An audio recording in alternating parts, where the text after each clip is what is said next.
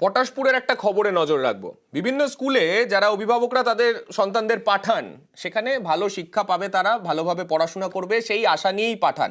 কিন্তু পটাশপুরের যে স্কুলের কথা দেখাবো বললাম, সেখানে একটু ছবিটা দেখুন। যখন ক্লাসে যখন স্টুডেন্টরা বসে রয়েছে, সেই সময় টিচার সেখানে ঢুকলেন।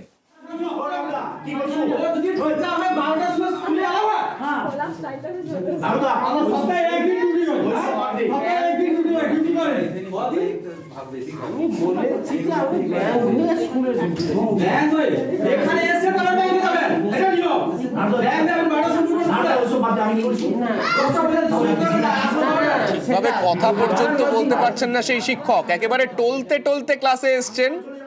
পড়ুয়াদের বেধড়ক মারধরও করেছেন নাকি তারপরে। বিচার করবে কি করবে?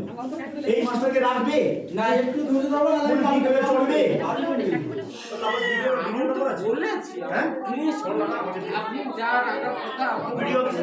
আমাদের সঙ্গে রয়েছেন আমাদের প্রতিনিধি পঙ্কজ। পঙ্কজের কাছে যাব। পঙ্কজ, যে শিক্ষকের বিরুদ্ধে এই অভিযোগ, সেই শিক্ষক কি এটা প্রথমবার করলেন নাকি এই ঘটনা তিনি মাঝে মধ্যেই ঘটান? দেখো সানি, একেবারে তোমার প্রশ্নের অনুযায়ী উত্তর যেখানে হয়েছে, এই শিক্ষক কিন্তু একবার নয়, বারবারই আসে এরকম মদ্যপ অবস্থা এবং মাতলামি করে। যেখানে মদ্য অবস্থা মদ খেয়ে যেরকম টলতে টলতে আসে, স্কুলের মধ্যে পড়ে এবং ছাত্রছাত্রীদের মারধর করে। দীর্ঘ আজকে 2-3 মাস ধরে হচ্ছে, এমনটাই কিন্তু অভিযোগ করছে স্থানীয় এলাকার বাসিন্দা সহ অভিভাবকরা। তারা গতকাল যেটা দেখলো যে মাস্টার এসে স্কুলের মধ্যে মাতলামি করছে এবং স্কুলের ছাত্রছাত্রীদের মারধর করছে এবং স্কুলের মধ্যে কিন্তু বমি করে পড়ে থাকে, মানে বমি করে মাতলামি করে পড়ে থাকে। সেক্ষেত্রে গ্রামবাসীরা তাকে আটকে রাখার পরে কিন্তু পটাশপুর থানায় খবর দেয়। পটাশপুর থানার পুলিশ এসে ওই শিক্ষককে উদ্ধার করে। যে শিক্ষক যেখানে পটাশপুর 1 নম্বর ব্লক 2 নম্বর ব্লক এই ভুবন মঙ্গলপুর যেখানে প্রাথমিক বিদ্যালয়, এই বিদ্যালয়ের শিক্ষক যেখানে আগে ছিলেন প্রধান শিক্ষকের দায়িত্ব ছিল, এখন যখন প্রধান শিক্ষক নিযুক্ত হয় তারপরে কিন্তু সহকারী শিক্ষক হিসেবে নিয়োজিত আছে। এক্ষেত্রে স্থানীয়দের দাবি যে এই শিক্ষক দীর্ঘদিন ধরে এই একইভাবেই তার নিয়মিত মদ্যপ অবস্থায় আসে এবং ছাত্রছাত্রীদের মারধর করে।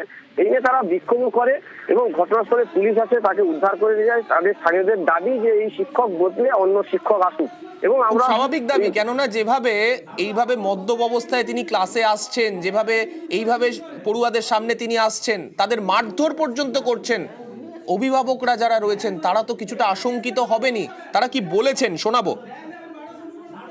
এর আগেও উনি কয়েকবার এভাবে মদ্যপ অবস্থায় স্কুলে এসেছিলেন, তো অভিভাবক অনেকেই দেখতে পায়, প্রতিবাদও করে।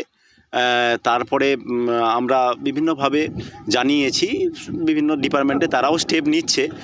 তারপরে আমরা পঞ্চায়েত স্তরে জানাই, পঞ্চায়েত মেম্বার আসেন, তারপরে ওনারা থানাতে ফোন করে যাই হোক ওনাকে থানাতে তুলে দেওয়া হয়েছে। আর আমরা ওই রকম টিচারকে চাইছিই না, আমাদের এখানে এরকম টিচারের দরকারই নেই। যারা বা জাতির মেরুদণ্ড, শিক্ষক হচ্ছে জাতির মেরুদণ্ড, অথচ ছোট ছোট শিশুদের তারা শিক্ষা দেয়, তারা যদি মদ্যপ অবস্থায় স্কুলে আসে তাহলে কি হাল হবে স্কুলের। অর্থাৎ যারা অভিভাবকরা তারা পদক্ষেপ নেওয়ার পরেই এত কিছু হলো, কিন্তু যাদের অ্যাকচুয়ালি সবার আগে পদক্ষেপ করার প্রয়োজন ছিল সেই স্কুল কর্তৃপক্ষ, তাদের কি বক্তব্য শুনুন।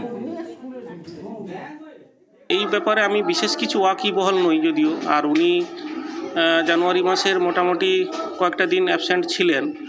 ওনার শারীরিক অসুস্থতার কারণ দেখিয়ে আমাকে বলেছিলেন যে আমি শারীরিকভাবে অসুস্থ, আমি ছুটি চাই।